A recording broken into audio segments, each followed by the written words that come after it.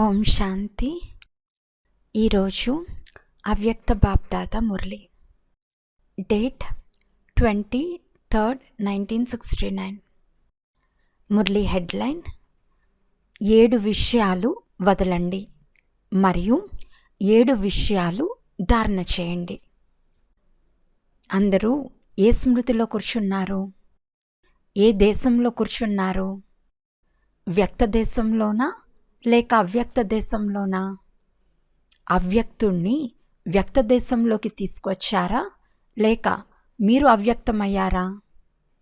అవ్యక్తునికి వ్యక్త దేశంలోకి రమ్మని ఆహ్వానమిచ్చారు కనుక అవ్యక్త బాప్దాదా వ్యక్త దేశంలోని అవ్యక్త రూపంతో సంభాషణ చేస్తున్నారు. అవ్యక్త రూపాన్ని వ్యక్త రూపంలోకి తీసుకురావటానికి ఎంత సమయం కావాలి? ఇప్పుడు ఎంత సమయం అవసరం? సంపూర్ణ స్థితిని సాకార రూపంలో తీసుకురావటానికి ఎంత సమయం కావాలి? దర్పణంలో చూసుకుంటున్నారు కదా, సంపూర్ణ స్థితి యొక్క చిత్రం సాకారంలో చూసారా? సాకార తనువు ఏదైతే ఉందో అది సంపూర్ణ కర్మాతీత స్థితి కాదు. దాని ప్రకారం చెప్పండి. వారి సమానంగా అవ్వాలి, గుణాలనే ధారణ చేయాలి. ఆ అంతిమ స్థితిలో మరియు మీ వర్తమాన స్థితిలో ఎంత తేడా ఉందని భావిస్తున్నారు? దాని కొరకు ఎంత సమయం కావాలి? సాకార ఉదాహరణని ఈ కళ్ళతో చూశారు. వారి ప్రతి కర్మ, ప్రతి గుణాన్ని మీ కర్మ మరియు వానితో పోల్చుకుని పరిశీలించుకుంటే తెలుస్తుంది. ఇప్పటి సమయానుసారంగా అయితే 25% తేడా కూడా చాలా ఎక్కువ. పురుషార్థ సమయం చాలా తక్కువగా ఉంది.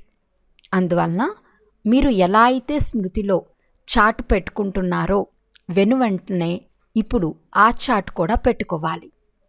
సాకార బాబా ఏ కర్మ చేసేవారో, ఏ స్థితి, ఏ స్మృతి ఉండేవో వాటన్నిట్లో మీరు కలవాలి.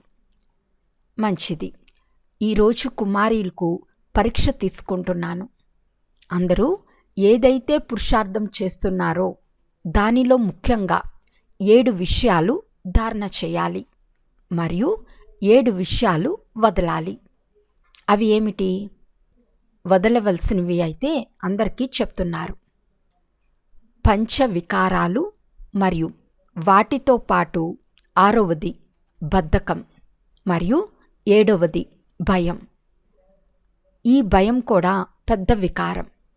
శక్తులు ముఖ్య గుణమే నిర్భయత. అందువలన భయాన్ని కూడా వదలాలి. ఇప్పుడు ఏమి ధారణ చేయాలి? మీ స్వరూపాన్ని ఏంటో తెలుసుకోవాలి.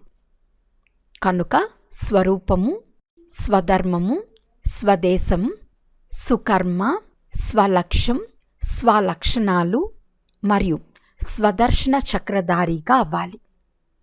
ఈ 7 విషయాలు ధారణ చేయాలి. వీటిని ధారణ చేయటం ద్వారా ఎలా అవుతారు? శీతలాదేవిగా అవుతారు. కాళికాగా కాకూడదు. ఇప్పుడు శీతలాదేవిగా అవ్వాలి.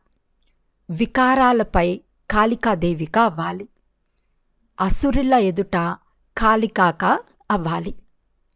కానీ మీ బ్రాహ్మణ కులంలో శీతలదేవిగా అవ్వాలి. అచ్చా. ఓం శాంతి.